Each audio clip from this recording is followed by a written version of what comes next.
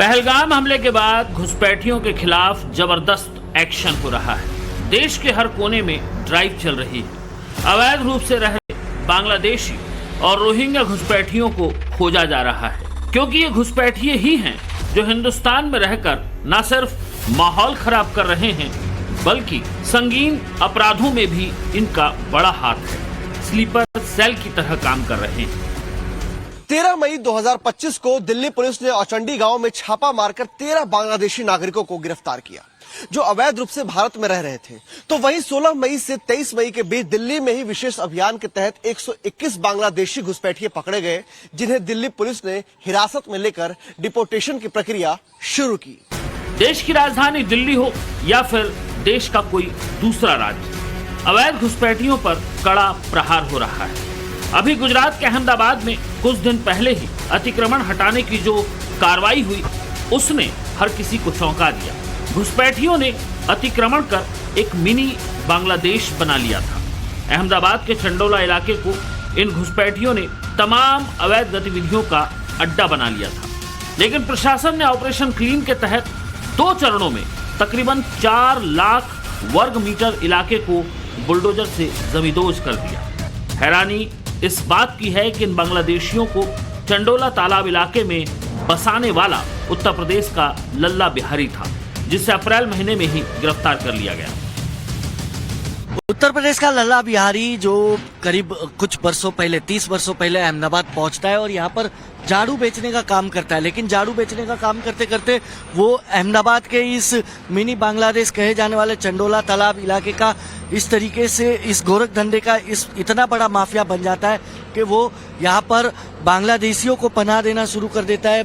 करीब जानकारी के हिसाब से 1-1 लाख रुपए एक व्यक्ति से वो वसूलता था, उन्हें रोजगार देता था, उनके फर्जी दस्तावेज बनाकर उन्हें भारतीय नागरिकता तक दिलाता था और साथ ही साथ बात करें तो बिजली पानी का कनेक्शन तक वो जो दिलाता था। जैसे ही बाप बेटे दोनों अहमदाबाद क्राइम ब्रांच की हिरासत में आए, उसके बाद लल्ला बिहारी के सभी गोरख धंधों पे से एक के बाद एक पर्दा उठना शुरू हुआ। तो लल्ला बिहारी ने जिस चंडोला तालाब पर एक साजिशन तौर पर मिट्टी डालकर, पानी में मिट्टी डालकर जमीन बनाकर कब्जा करने का काम शुरू किया था, अब उस पर डिमोलिशन का काम जो है वो शुरू किया गया है। ये सेकेंड फेज का डिमोलिशन ड्राइव है जो चंडोला तालाब इलाके में किया जा रहा है। पहले चरण में आपको बता दें, अप्रैल महीने में करीब 1.5 लाख वर्ग मीटर जमीन को पूरी तरह से खाली करा दिया गया था।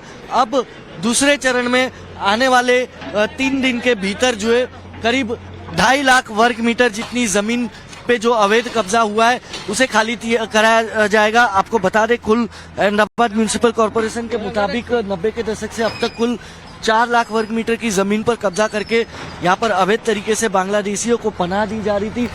घर बार और कारोबार ही नहीं, मस्जिदें तक अवैध अतिक्रमण करके यहाँ बना ली गई थी। इस इलाके से तकरीबन 15 मस्जिदों को जमींदोज किया गया। मस्जिद ही नहीं, बचाव के लिए इन लोगों ने कुछ मंदिर भी बना लिए थे। लेकिन अब जब प्रशासन का चंडोला तालाब पर बुलडोजर चला तो सब कुछ जमींदोज कर दिया गया। अहमदाबाद का मिनी बांग्लादेश कहे जाने वाला चंडोला तालाब इलाका, एक जमाने में चंडोला तालाब इलाके में अगर आप देखते तो पैर रखने की जगह नहीं थी, लेकिन आज अगर आप देखेंगे तो चारों तरफ जमीन दोस्त जो है वो पूरा का पूरा अवैध कब्जा जो है वो कर दिया गया है। इस वक्त हम यहाँ पर शाही गरीब नवाज वफ कमेटी ट्रस्ट की मस्जिद में मौजूद है। अगर यहाँ आप देखेंगे तो ये वफ कमेटी का ट्रस्ट का मस्जिद जो है इस अवैध कब्जे वाली जमीन पर बना दिया गया। ये एक तालाब की जमीन है, अहमदाबाद म्युनिसिपल कॉर्पोरेशन के लेक की जमीन है। और अवैध कब्जे की बात करें तो आप देखिए कितनी बड़ी बड़ी मस्जिद परिसर जो है वो बना दी गई। मोटर, अगर पानी खींचने के लिए मोटर की आप देखेंगे व्यवस्था तो आपको समझ में आएगा कि अवैध कब्जा कितने बड़े पैमाने में किया गया था। यहाँ पर आप देखेंगे तो जब लोग यहाँ पर इस मस्जिद में नमाज पढ़ने आते थे तो उसके पहले जो वजू किया जाता है उसकी व्यवस्था तक की गई है। लेकिन सबसे बड़ी खास बात अगर मैं आपको दिखाऊं एक तस्वीर, तो गुजरात सरकार का जो बुलडोजर एक्शन इस चंडोला तालाब इलाके में शुरू हुआ है और दूसरे फेज में आज दूसरे दिन में इस पूरे इलाके को क्लीन कर दिया गया है और ऑपरेशन क्लीन नाम इसे दिया गया है।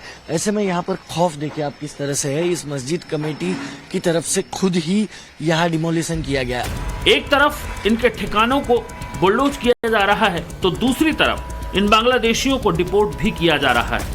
अहमदाबाद से तकरीबन 200 बांग्लादेशियों को डिपोर्ट किया जा चुका है। बांग्लादेशी घुसपैठियों के अवैध अतिक्रमण पर चंडोला तालाब की इस कार्रवाई को हिंदुस्तान के इतिहास की सबसे बड़ी कार्रवाई के तौर पर देखा जा रहा है।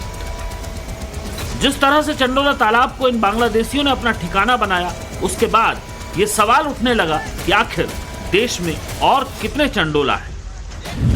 अभी 10 दिन पहले ही 16 मई 2025 को उत्तर प्रदेश के मथुरा में ईंट भट्टों पर मजदूरों के सत्यापन अभियान के दौरान 90 बांग्लादेशी घुसपैठिए पकड़े गए, जिसमें 35 पुरुष, 27 महिलाएं और 28 बच्चे शामिल थे। इनमें से ज्यादातर लोगों के पास फर्जी पैन कार्ड और आधार कार्ड भी मिले। ऐसे ही राजस्थान में 30 अप्रैल से घुसपैठियों के खिलाफ एक विशेष अभियान शुरू किया गया, जिसमें 800 से ज्यादा घुसपैठिए पकड़ाए। इन घुसपैठियों का फैलाव देखिए। राजस्थान के सीकर में 394, जयपुर में 218, अलवर में 103, कोटपुतली में 117 और भिवाड़ी में 67 बांग्लादेशियों को हिरासत में लिया गया। पूरा परिवार बना लेते हैं यहाँ पर ये घुसपैठिए। जो लोग पकड़ाते हैं उनमें जितने पुरुष हैं तो उतनी ही महिलाएं और बच्चे भी शामिल हैं। 21 मई 2025 को हरियाणा के रोहतक में एक जगह है कलानौर, जहां एक ईंट भट्टे से 29 बांग्लादेशी नागरिकों को पकड़ा गया था, जिनमें 8 बच्चे भी शामिल थे। तो वहीं 2 दिन बाद यानी कि 23 मई 2025 को हरियाणा के पलवल में जब एक ईंट भट्टे पर छापेमारी की गई तो 59 बांग्लादेशी घुसपैठियों को पकड़ा गया। इनमें महिलाएं और बच्चे भी शामिल थे। रोहतक और पलवल ही नहीं, बीते 15-20 दिनों में हरियाणा के नूंह, झज्जर और हांसी से तकरीबन 237 बांग्लादेशियों को हिरासत में लिया गया है। इनमें 19 तारीख को अकेले झज्जर से 174 बांग्लादेशी नागरिक दबोचे गए, जिसमें 58 पुरुष, 52 महिलाएं और 64 बच्चे शामिल थे। हमारे देश भारत में अनधिकृत रूप से जो विदेशी रह रहे हैं, जैसे बांग्लादेशी आ गए हैं, तो उन लोगों को डिपोर्ट करने का आदेश हमें प्राप्त हुआ है, जिसमें लगभग 174 जो हैं बांग्लादेशी हम अभी तक आइडेंटिफाई कर पाए हैं, और जिसमें से कुछ सदर झज्जर के राम भट्टा से निकाले गए हैं, कुछ जो है टीसी भट्टा है बादली में, वहाँ से हमने आइडेंटिफाई किए हैं, जिसमें पुरुष जो हैं वो 58 हैं, महिलाएं 52 हैं और 64 बच्चे हैं। तो इन सबको डिपोर्ट किया जाएगा। तो आगे क्या कार्रवाई रहेगी मैम? आगे जो है वेस्ट बंगाल में हमने इनको डिपोर्ट करने के लिए आदेश प्राप्त करने हैं, वहाँ चिट्ठी भेजी हुई है और उनके साथ कम्युनिकेशन बना हुआ है लगातार। वो जब हमें परमिट कर देंगे, क्योंकि वहाँ से भी कुछ लोगों को धीरे धीरे भेज रहे हैं, तो वहाँ पे एकदम से बहुत ज़्यादा रश ना हो जाए, तो इसलिए हम थोड़ा जब वहाँ से परमिशन मिल जाएगी तो भेज देंगे। शरणार्थी होने से दिक्कत नहीं, लेकिन बांग्लादेश के अवैध शरणार्थी शैतान भी हैं। इस महिला को देखिए। छत्तीसगढ़ के दुर्ग से गिरफ्त में आई ये महिला घुसपैठिया बीते 2 साल से भिलाई के सुपोला में रह रही थी, वो भी पहचान छिपाकर। भारत में इसने अपना नाम अंजलि सिंह उर्फ काकोली घोष रख लिया था और बाकायदा अपने दस्तावेजों में यही नाम लिखवा रखा था, जबकि असल में इसका नाम पन्ना बीवी सामने आया है। वो ऐप की एक विशेषता है कि उसमें नंबर डिस्प्ले नहीं होते, नाम से ही आता है, और उस ऐप के जरिए वो लगातार उनसे संपर्क में भी रहती थी, और बीच में वो अपने पैसे एक उनके परिचित है कलकत्ता में, उनके मार्फत वो बांग्लादेश भी भेजते थे। सोचिए, 2 साल पहले ये अवैध रूप से भारत की सीमा में दाखिल हुई और बांग्लादेश में अपने परिवार से संपर्क में भी है, और इसके लिए बाकायदा ईमो ऐप का इस्तेमाल भी कर रही थी। पैसे पहुंचाने के लिए इसने कोलकाता में किसी व्यक्ति से कनेक्शन बिठा रखे थे, जो पैसों को बांग्लादेश में इसके परिवार तक पहुंचाता था। बांग्लादेश से आने वाले घुसपैठियों का हब है पश्चिम बंगाल। चूंकि ये बॉर्डर से सटा है, जिस वजह से यहाँ बड़ी तादाद में घुसपैठिए आते हैं। उसके बाद देश के असम, मेघालय, त्रिपुरा और बिहार में भी घुसपैठियों की अच्छी खासी तादाद है, और फिर ये धीरे धीरे यूपी, दिल्ली, हरियाणा, गुजरात, राजस्थान, महाराष्ट्र और कर्नाटक तक फैल जाते हैं। ज्यादातर घुसपैठिए पैसा कमाने भारत में घुसते हैं और फिर ये धीरे धीरे आपराधिक गतिविधियां जैसे चोरी, डकैती, छिनैती में आ जाते हैं। यही वजह है कि बांग्लादेशियों की अवैध घुसपैठ देश के लिए सबसे बड़ी सिरदर्दी बनती जा रही है। दरअसल इन घुसपैठियों को दिल्ली तक लाने में एक बड़ा रैकेट काम कर रहा है। बांग्लादेश बॉर्डर पर कुछ एजेंट इनसे पैसा लेकर इन्हें दिल्ली तक लाने का ठेका लेते थे। 7,000 रुपए बॉर्डर पार कराने का, दिल्ली तक पहुंचाने का 10 से 15,000 रुपए, यही रेट है इन अवैध घुसपैठी बांग्लादेशियों और रोहिंग्या को बॉर्डर पार कर भारत लाने का। दिल्ली से लेकर बांग्लादेश की बॉर्डर तक दलालों का पूरा नेटवर्क काम कर रहा है। बांग्लादेश बॉर्डर से इन्हें बाइक के जरिए सीमा पार कराई जाती है और फिर बसों तक पहुंचाया जाता है।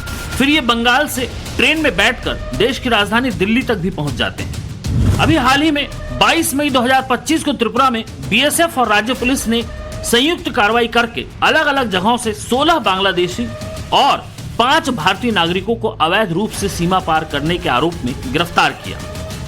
ये आलम तब है जब देश की सरकार इन घुसपैठियों को रोकने के लिए करोड़ों रुपए खर्च कर रही है। भारत बांग्लादेश सीमा पर तकरीबन 4096 किलोमीटर में बाढ़ लगाई गई है। जलमार्ग और नदियों पर विशेष निगरानी की व्यवस्था की गई है। सीमा सुरक्षा बलों यानी बीएसएफ की तैनाती की गई है। सीमा सुरक्षा बलों का अत्याधुनिक उपकरण जैसे ड्रोन और नाइट विजन कैमरों से लैस किया गया है। संवेदनशील इलाकों में अतिरिक्त जवानों की तैनाती की गई है। इतना ही नहीं, कानूनी और कूटनीतिक तौर पर भी तमाम उपाय किए गए हैं। विदेशी नागरिक अधिनियम 1946 और पासपोर्ट अधिनियम 1920 के तहत अवैध प्रवासियों के खिलाफ कार्रवाई की जा रही है। इसके अलावा स्थानीय प्रशासन और नागरिकों की भागीदारी भी सुनिश्चित की गई है।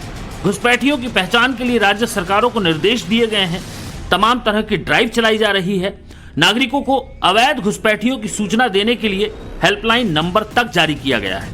लेकिन घुसपैठिए बावजूद इसके दाखिल हो रहे हैं और भारत के लिए बड़ी चुनौती बनते जा रहे हैं। हालांकि हाल ही में भारत ने 2369 अवैध घुसपैठियों की लिस्ट बांग्लादेश को सौंपी है और उनका वेरिफिकेशन करने को कहा है। साथ ही ये कह दिया है कि वो इन नागरिकों को डिपोर्ट करने जा रहा है। भारत अब इन घुसपैठियों को बर्दाश्त नहीं करेगा। वो इन्हें धक्के मारकर भारत से खदेड़ेगा। ब्यूरो रिपोर्ट, टाइम्स नाउ, नव भारत।